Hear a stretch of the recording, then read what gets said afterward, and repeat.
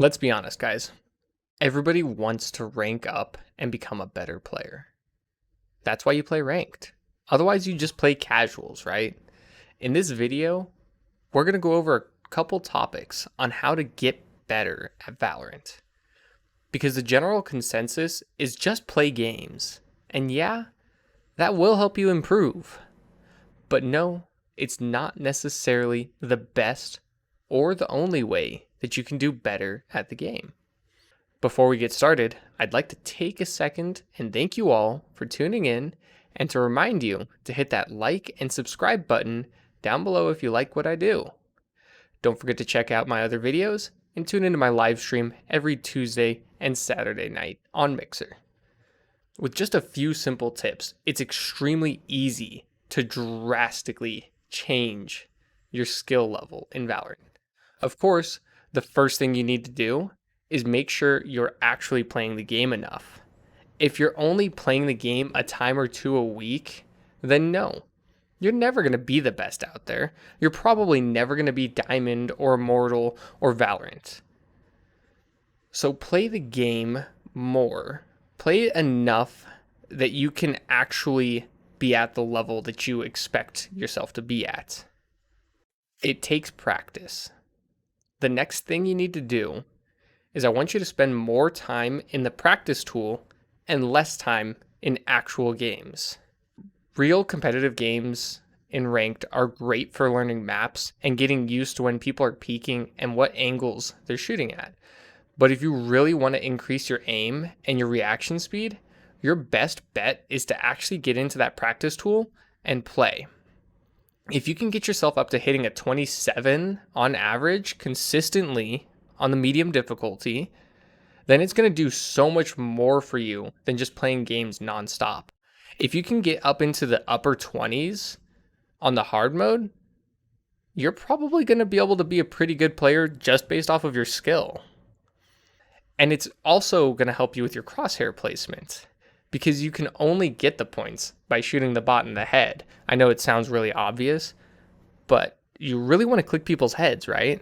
Like shooting them in the body takes 3 to 4 times as long as to kill them as shooting them in the head. So just click heads. The next two things I have kind of go together. I want you to 1, know the agent that you're playing, and 2, know the map that you're on. And when I say this, I'm not saying, oh yeah, I'm playing on Haven.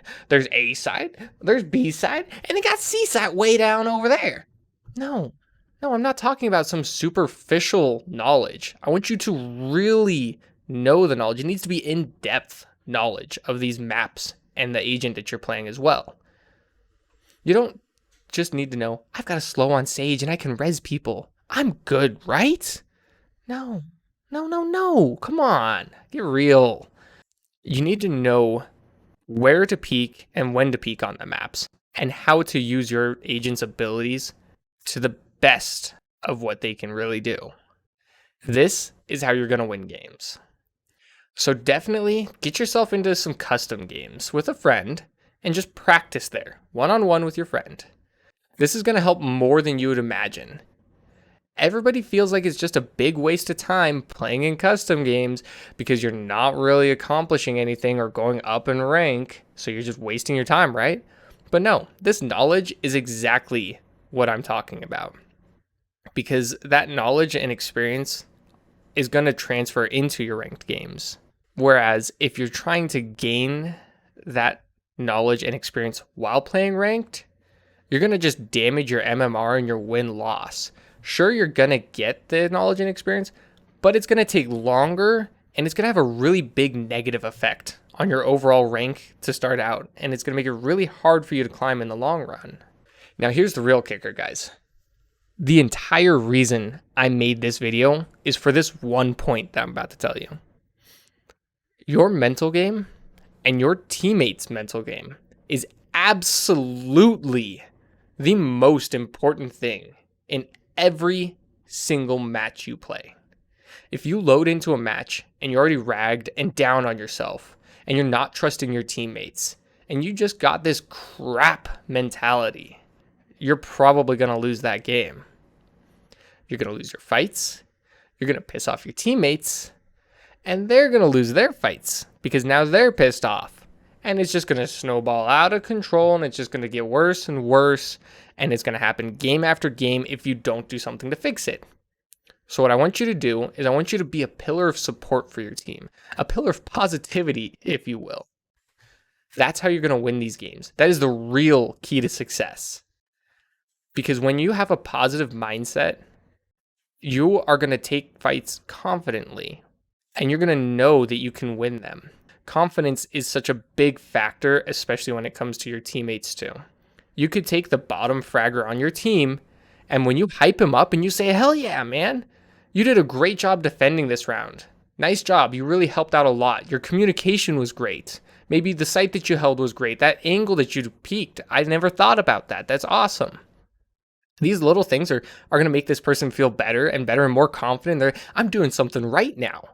And it's going to help their gameplay. And that's going to help your success and your rank.